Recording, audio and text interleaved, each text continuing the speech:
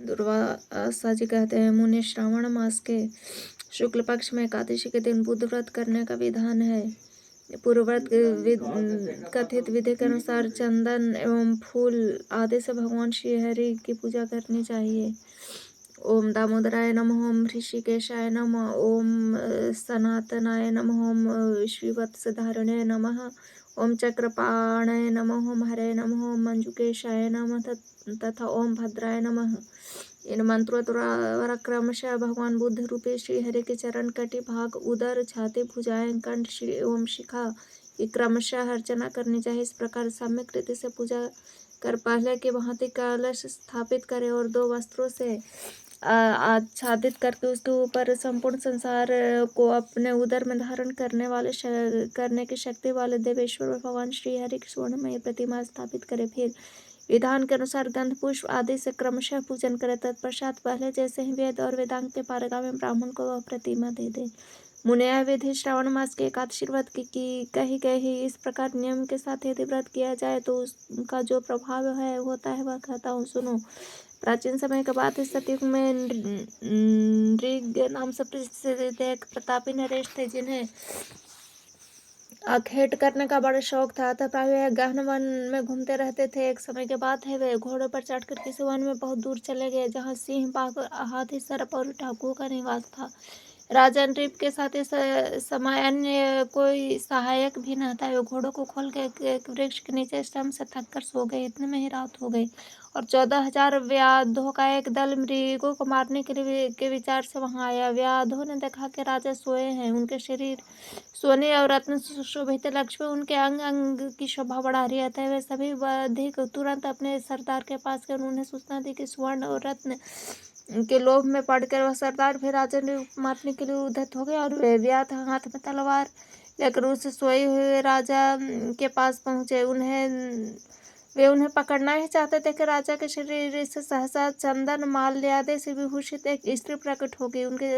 उसने चक्र उठाकर सभी व्याधों तथा के मलेच्छों को मार डाला। उनका वध कर वह देवी उसी क्षण पुनः राजा नृप के शरीर में समा गई। इतने में राजा भी जग गए और देखा कि मलेच्छ नष्ट हो गए हैं। वे देवी शरीर में प्रविष्ट हो रही है। अब राजा घोड़े पर सवार होकर वामदेव के आश्रम में गया। उन्हें भक्ति पूर्वक उनसे पूछा, भगवान वह स्त्री कौन है तथा वे मरे हुए व्याध कौन है? आप मुझे प्रसन्न होकर उस आश्चर्यजनक घटना का रहस्य की बताने की कृपा कीजिए। वामदेव बोले, राजन, इस पूर्व जन्म में शूद्र जाति में तुम्हारा जन्म हुआ तो उस समय ब्राह्मणों के मुख से तुमने श्रवण मास के शुक्ल पक्ष द्वादशी व्रत के अनुष्ठान के बाद सुने। राजन, बड़े श्रद्धा के साथ विधि पूर्वक तुमने उस दिन उपवास भी किया न।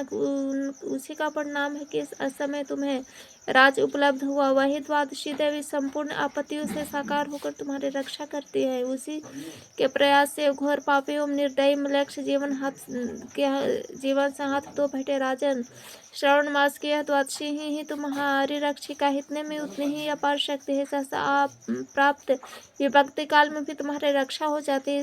इसकी कृपा से तुम्हें राज्य का भी सुलभ हो गया। अब जो 12 मासों की द्वादशी कहते हैं उसके पुण्य का जो तो कहना ही क्या है। उसके प्रभाव से मानव इंद्रलोक तक पहुंच जाता है। दुर्वासा मुनि कहते हैं, मुनि, पूर्व कथित व्रतों की भांति ही भाद्रपद मास के शुक्ल पक्ष में जो द्वादशी होती है उस तिथि को कल की व्रत कहते हैं।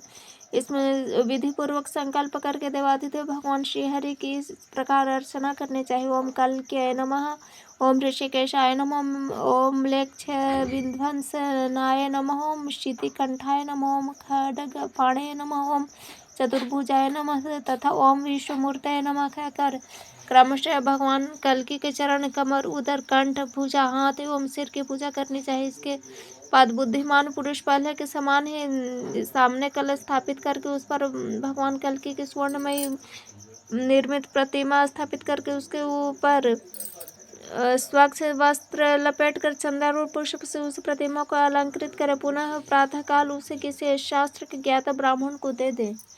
मुनिवर, इस प्रकार यह व्रत करने पर जो फल प्राप्त होता है उसे सुनो। बहुत पहले काशीपुर में विशाल नामक पराक्रमी राजा थे।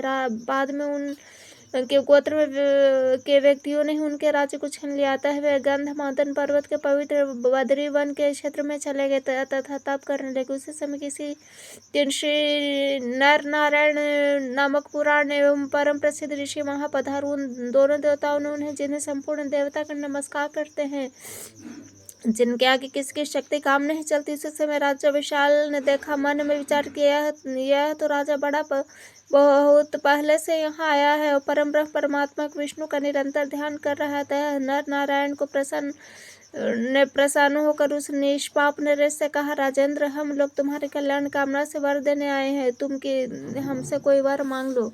राजा विशाल ने कहा, आप दोनों कौन है? यह मैं नहीं जानता, फिर भी किसके सामने वर मांगने की प्रार्थना करूं? मैं जिनकी आराधना करता हूं, मेरी उन्हीं स्वर प्राप्ति की हार्दिक इच्छा है। राजा के इस प्रकार कहने पर नर नारायण ने उनसे पूछा, राजन, तुम की आराधना करते हो अथवा कौन सा वह वर पाने की इच्छा है? हम लोग जानना चाहते हैं, तुम इसे बताओ। ऐसा पूछने पर राजा विशाल बोले, मैं भगवान विष्णु का आराधना करता हूँ। फिर वे चुपचाप बैठ गए। तब नर नारायण ने पुनः उनसे कहा, राजन, उन्हीं की देवर्षि के पास हम तुम्हें वर देने के लिए आए हैं, तुम वर मांगो, तुम्हारे मन में क्या अभिलाषा है? राजा विशाल ने कहा, अनेक प्रकार की दक्षिणा से संपन्न होने वाले यज्ञ करके मैं भगवान यज्ञेश्वर की उपासना करना चाहता हूँ, आप वर देकर इसे मनोरथ को पूर्ण करें। उस समय राजा के पास नर और नारायण दोनों महाभाग विराजमान थे। उनमें से नर ने कहा, ये भगवान नारायण है, अखिल जगत को मार्ग दिखाना इनका प्रधान काम है, संसार की सृष्टि करने में निपुण ये प्रभु मेरे साथ तपस्या करने के विचार से इस बद्री वन में आए हैं।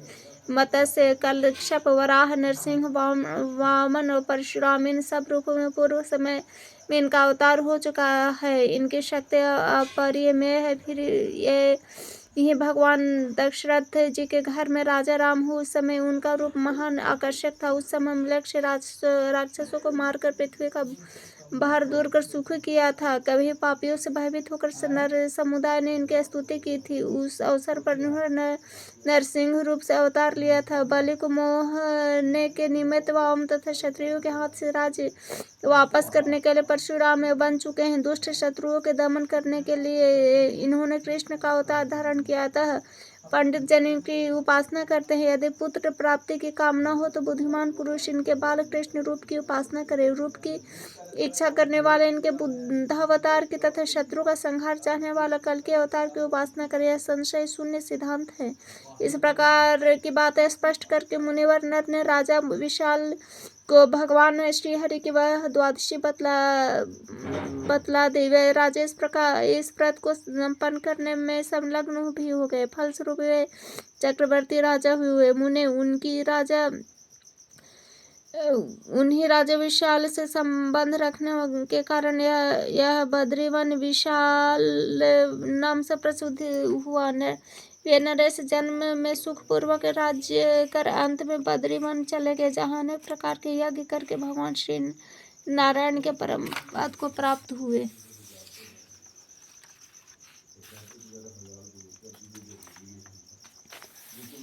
द्वादशी व्रत। दुरासा से कहते मुनि, पूर्व कथित द्वादशी व्रत की भांति आश्विन मास के शुक्ल पक्ष में यह व्रत भी उस तिथि के पद्मनाभ में भगवान की अर्चना करने की विधि है। ओम पद्मनाभाय नमः, पद्मनियोनये नमः, ओम सर्वदेवाय नमः, पुष्पराक्षसाय नमः, ओम अव्ययाय नमः, ओम प्रभावाय नमः। इन मंत्रों को पढ़कर क्रमशः भगवान पद्मनाभ के दोनों चरणों में कटी भाग, उदर, हृदय, हाथ एवं शीर की पूजा करनी चाहिए। सुदर्शनाय नमः, ओम कौमोदक्ये नमः आदि कहकर भगवान के आयुधों की पूजा करनी चाहिए। उनमें से पूर्वतः सामने कलश रखना चाहिए। उस पर भगवान पद्मनाभ की स्वर्णमयी प्रतिमा स्थापित करे। चंदन पुष्प आदि से उसके अंगों की पूजा करनी चाहिए। रात दिन बीत जाने पर प्रातः काल फिर वह प्रतिमा ब्राह्मण को दे दे। महापते, इस प्रकार व्रत करने से जो पुण्य प्राप्त होता है वह बतलाता हूँ, सुनो। सतयुग के बाद भद्राक्ष नाम से विख्यात एक शक्तिशाली राजा था, जिनके नाम पर भद्राक्ष वर्ष प्रसिद्ध हुआ। एक बार कभी अगस्त मुनि उनके घर आए, कहने लगे, राजन, मैं 7 रातों तक तुम्हारे घर निवास करना चाहता हूँ। राजा भद्राक्ष ने सिर झुकाकर मुनि को प्रणाम किया और कहा, मुनिवर आप अवश्य निवास करें। राजा भद्राक्ष की सुंदरी रानी नाम कांतिमती थी। उसका तेज ऐसा था मानो 12 सूर्य एक साथ प्रकाश फैला रहे हो। इस प्रकार राजा की 500 सुंदरियां भी थी, जिनका मत व्रत संयमित था। सुंदर स्वभाव वाली वे सौते दासी के भांति प्रतिदिन कार्य में संलग्न रहती। कांतिमयी को ही राजा की पटरानी होने का सौभाग्य प्राप्त है। एक बार उस रूप और तेज से संपन्न कल्याणमयी कांतिमयी अगस्त्य मुनि की दृष्टि पड़ी, साथ ही उसके भय से कार्य में तत्पर रहने वाले सुंदरी सौतों को भी उन्होंने देखा। राजा भद्राशु ने तो रानी कांतिमयी को प्रसन्न मुख को प्रतिक्षण देखता ही रहता था। ऐसी परम सुंदरी रानी को देखने के कुछ समय बाद अगस्त्य आनंद में विभग्न होकर बोले, राजन आप धन्य है, धन्य है। इस प्रकार दूसरे दिन रानी को देखकर अगस्त्य ने कहा, अरे यह तो सारा विश्व वंचित रह गया। फिर तीसरे दिन उस रानी को देखकर वो कहने लगा, हो ये मूर्ख गोविंद भगवान को भी नहीं जानते, जिन्होंने केवल एक दिन की प्रसन्नता से इस राजा को सब कुछ प्रदान किया। और चौथे दिन अगस्त्य मुनि ने अपने दोनों हाथों को उठाकर ऊपर कहा, जगत प्रभु आप साधुवाद धन्यवाद है, स्त्रियां धन्य है, ब्राह्मण क्षत्रिय वश तुम्हें पुनः पुनः धन्यवाद, भद्राशु तुम्हें धन्यवाद है, अगस्त तुम भी धन्य हो, प्रहलाद एवं महाप्रतिद्रुम तुम भी सभी धन्य हो। इस प्रकार उच्च स्वर से कहकर अगस्त मुनि राजा भद्राशु के सामने नाचने लगे। फिर तो ऐसे कार्य में संलग्न अगस्त मुनि को देखकर रानी सहित उस नरेश ने मुनि से पूछा, ब्राह्मण आप के इस हर्ष का क्या कारण है, आप क्यों इस प्रकार नृत्य कर रहे हैं। मुनिवर अगस्त ने कहा, राजन बड़े आश्चर्य की बात है, तुम कितने अज्ञानी हो। साथ ही तुम्हारा अनुगमन करने वाले मंत्री पुरोहित और अन्य अनुजीवी भी मूर्ख ही है, जो मेरे बात समझ नहीं पाते। इस प्रकार अगस्त मुनि के कहने पर राजा भद्राशु ने हाथ जोड़कर कहा, ब्राह्मण आपके मुख से उच्चरित पहेली हम नहीं समझ पा रहे हैं, अतः महाभाग यदि आपका आप अनुग्रह करना चाहते हो तो मुझे बतलाने की कृपा करें। अगस्त जी बोले, राजन पूर्वजन्म में यह रानी किसी नगर में हरिदत्त नामक के वैश्य के घर में दासी के काम करती थी। उस समय भी तुम ही इसके पति थे। हरिदत्त के यहाँ तुम भी सेवा प्रीति से कर्मचारी के काम करते थे। एक समय के बाद राशि मास के शुक्ल पक्ष द्वादशी का व्रत नियम पूर्वक करने के लिए यह वैश्य तत्पर तो स्वयं भगवान विष्णु के मंदिर में जाकर पुष्प धूप आदि से प्रभु की पूजा कि तुम दोनों ही स्त्री पुरुष वैश्य की सुरक्षा के लिए साथ ही तुरंत वैश्य ने अपने घर लौटा। महापति दीपक बुझ न जाए इसलिए तुम दोनों वहीं रहने की आज्ञा दे दी। इसलिए तुम दोनों ही वहां रहने के दी। उस समय वैश्य के चरण पर तुम लोग दीप को भली भांति जला कर बैठे। राजन तुम लोग पूरी एक रात वहां जब तक श्रवण है तब तक वहां से नहीं टेक। उस दिन अभी समाप्त हो जाने के कारण तुम दोनों ही स्त्री पुरुष मृत्यु हुई। उसे पूर्ण के प्रभाव से राजा प्रियव्रत के घर तुम्हारा जन्म हुआ और तुम्हारे पत्नी जो उसमें जन्म वैश्य के यहाँ दासी का काम करते वही रानी हुई। यह दीपक दूसरे का था। भगवान विष्णु के मंदिर में केवल उसे प्रज्वलित करने का काम तुम्हारा था। यही उसका ऐसा फल है कि फिर जो अपने द्रव्य को श्रीहरि के सामने दीप प्रज्वलित करे उसका जो पुण्य है उसकी संख्या तो हो ही नहीं सकती।